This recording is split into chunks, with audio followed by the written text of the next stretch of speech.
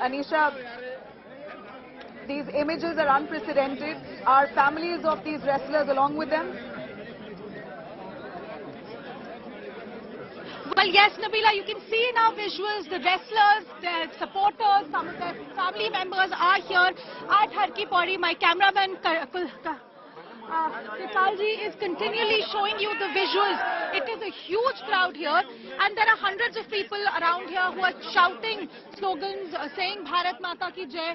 These wrestlers, of course, you can see, is a very, very disturbing. These are very, very heart-rending visuals that these wrestlers, who are medal winners, who are the pride of our country, are currently sitting on the ground next to Harki Pauri, next to the magnificent river Ganga, the holy river Ganga, near the temples of Haridwar, sitting down, and nobody from the government, nobody from the administration seems to be in any way either trying to help them or do anything that will get them justice. We saw the visuals of Brij Bhushan Singh also on the 28th, where he was standing right outside the new Parliament building, showing a victory sign. And here, 3 days later, after that incident, it seems the wrestlers sitting on the ground, crying outside, right next to the river Ganga.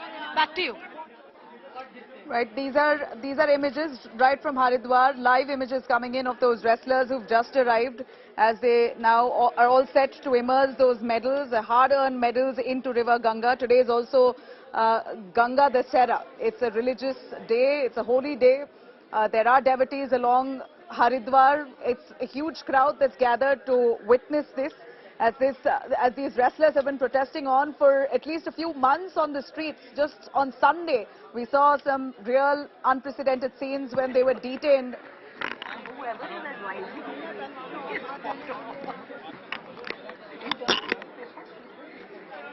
Hello?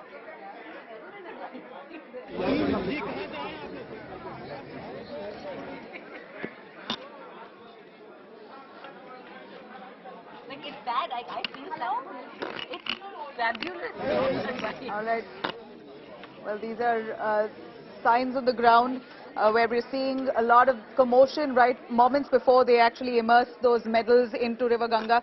Preeti, how many months have they been protesting on the streets? Finally, they found their spot at Jantar Mantar. They were detained when they were headed towards the new Parliament building, all to make a statement. It looked like desperate calls.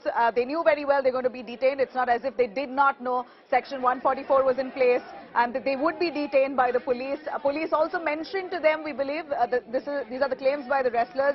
The police did mention that this will hurt national pride. If you march towards the new Parliament building, it will hurt national pride, and there is Section 144 in place. You cannot march. They were detained, rightly so, as the police had promised, but several sections of the IPC were slapped on them for violating the law.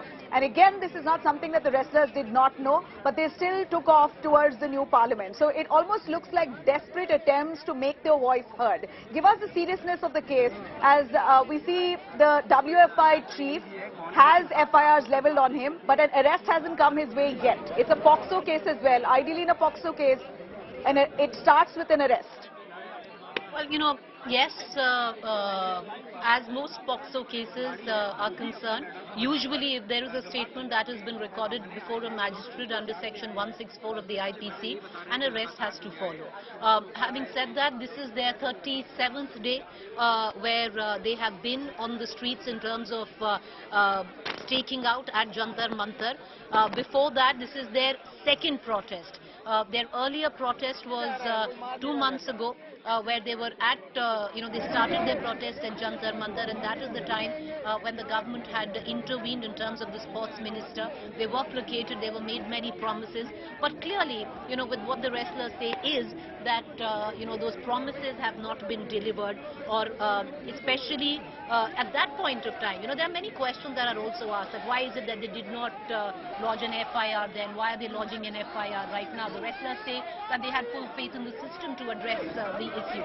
However, that didn't happen and they were forced to lodge an FIR. There are 7 girls, one of them underage, who've lodged an FIR against Brij Bhushan Sharan, who is the WFI chief, but he also holds the position of an MP from the Bharatiya Janata Party. So, what they are asking, and I think that's for a lot of people who are questioning their motive or talking about politics behind it. Nobody's quite saying take their word for the gospel truth or take their word for it, but at least start what is considered, a due protocol in terms of investigation. Why do I say that? Is Nabila, took over 7 days for an FIR to be registered in a POCSO case. Usually it's unheard of.